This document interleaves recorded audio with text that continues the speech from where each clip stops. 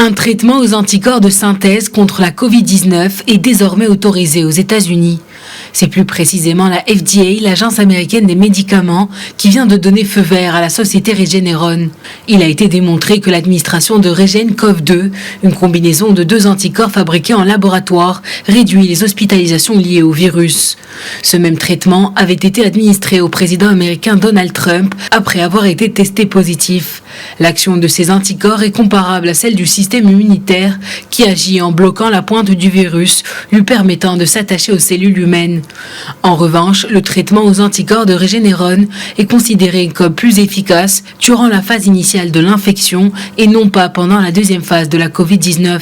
Entre-temps, la société pharmaceutique américaine Pfizer a déposé sa demande d'utilisation de son vaccin Covid-19.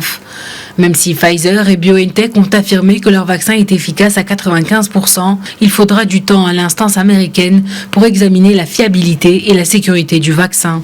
In addition to today's submissions to the FDA, En plus du dossier que nous avons déposé à la FDA, nous avons déjà lancé des soumissions en Australie, au Canada, en Europe, au Japon, au Royaume-Uni, et nous envisageons d'en lancer dans d'autres pays.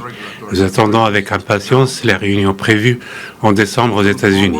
Nous allons continuer de travailler pour nous assurer que l'expédition du vaccin se fasse immédiatement après l'approbation du vaccin.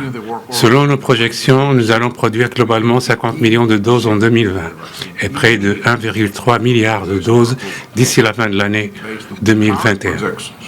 we expect to produce globally up to 50 million doses in 2020.